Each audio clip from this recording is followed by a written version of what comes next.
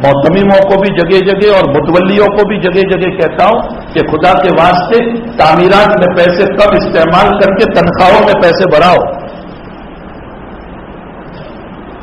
आजकल मदरसा बड़ी बड़ी इमारतों का नाम हो गया और मुदर्रिस से तनख्वाह पूछो कितनी है, 5,000 रुपये, 6,000 रुपये।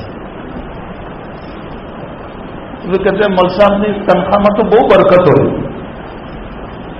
हाँ, ये हमारा जुमला है कि इनकी तनख्वाह में तो बहुत बरकत है। एक मास्टर साहब ने मुझे कहा था कि मतलब आपकी तनख्वाह में तो बहुत बरकत है। मैंने कहा आपकी कितनी तनख्वाह है? वो कहने लगे 22,000।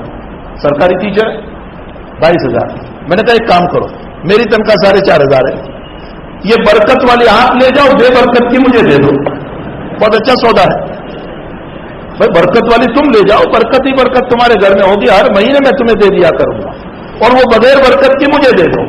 मैंने कहा बरकत वरकत का मसला नहीं है, ये मौलवी जानता है मैं किसी के सामने हाथ फैलाऊंगा, ज़कात देकर मुझे जलील करेगा, इसलिए ये अपनी चादर के मुताबिक महीना गुजारता है, थोड़े में गुजार देता है, इसी को बरकत से ताबीर किया गया।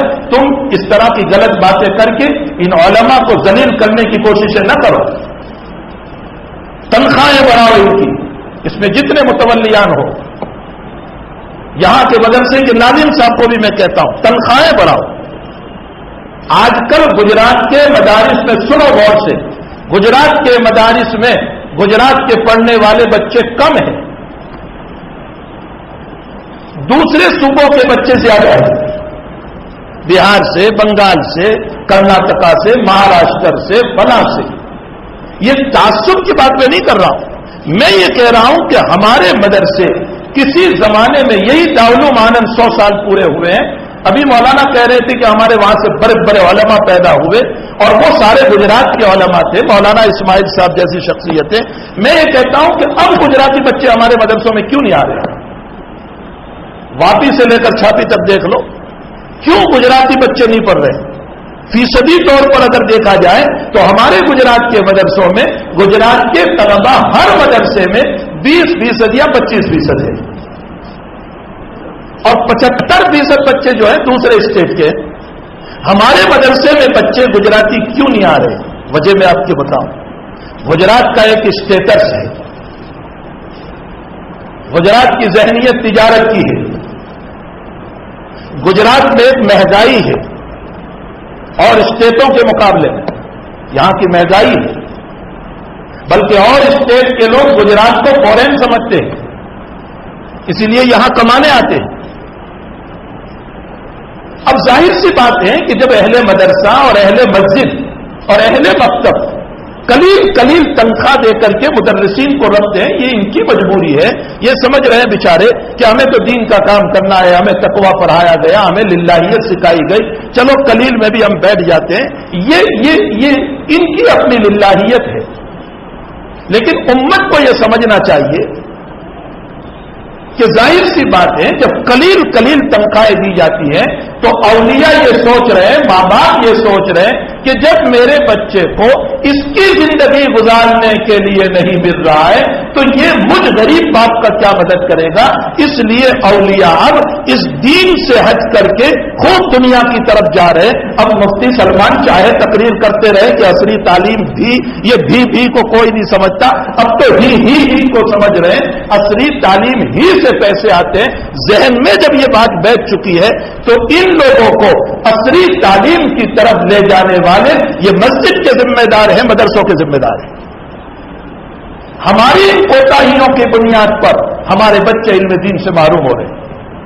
अगर आज तनख्वाह बढ़ा दी जाए इन उलमा की,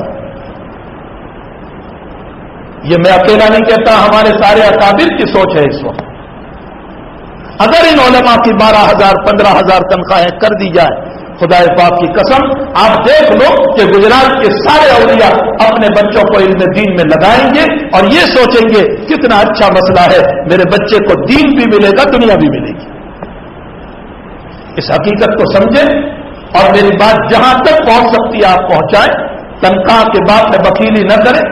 अफसोस ये है कि मस्जिद 1.5 करोड़ की बनाएंगे, 2 करोड़ की बनाएंगे और इमाम की तनख्वाह 3,000। پھوتے قسمت تمہاری، جس امام کو تم اتنا بڑا امام سمجھ رہے ہو، جس کے پیچھے تم سجدے کر رہے ہو، جو تمہیں نماز کی تعلیم دے رہا ہے، جو تمہارا مقتدا بنا ہوا ہے، اس کے گھر کے اندر بچہ بیمار ہے، بیوی بیمار ہے، پریشان حال ہے، وہ ہاتھ نہیں پھیلا سکتا ہے، اس کے اندر کے رونے کا درد کتنا خطرناک ہوگا؟ کیا ان مسائل کو ہم نہیں سمجھ سکتے؟ ہمیں سوچنا چاہیے، مدرسے والوں کو بھی، دارالعلوم والوں کو بھی، مکتب والوں کو بھی، اور مسجد کے ذمہ داروں کو اعلیٰ سے اعلیٰ تنخواہ دو، قوم تمہیں دینے کے لیے تیار ہے، قوم دینے کے لیے تیار ہے، لیکن قوم کے سرمایہ کو تعلیم پر استعمال کرنے کے بجائے تعمیرات پر استعمال کیا جاتا ہے۔ شاندار مسجد بنائیں گے اور اس کے اندر 40 لاکھ کا ماربل ڈال دیں گے، اور ایک جگہ میرا جانا ہوا، صرف ممبر و محراب بنایا گیا 27 لاکھ کا، صرف ممبر و محراب، جبکہ غریب علاقے میں 27 لاکھ میں مسجد پوری ہو جاتی۔ یہ ہمارا اسراف ہے، فضول خرچیاں ہیں، اس سے ہمیں اپنے آپ کو بچانا ہے۔ مدرسہ تو درختوں کے نیچے بھی چل سکتا ہے، بغیر عمارت کے بھی چل سکتا ہے، لیکن اگر ان علماء کی ہم نے مدد کی اور اچھی تنخواہیں دی تو یقیناً علمی دنیا جب مضبوط ہوگی تو خدا پاک کی قسم پھر ہمارے وہاں امام نحو بھی پیدا ہوں گے، امام صرف بھی پیدا ہوں گے، بخاری پڑھانے والے بھی پیدا ہوں گے، اور علم کلام کے پڑھانے والے بھی پیدا ہوں گے، اور وہ صوفی وقت بھی پیدا ہوں گے کہ جو راتوں میں رو کر کے امت کے مسائل کو حل کریں گے اور یہاں روئیں گے اور اللہ کی رحمتیں اترے گی۔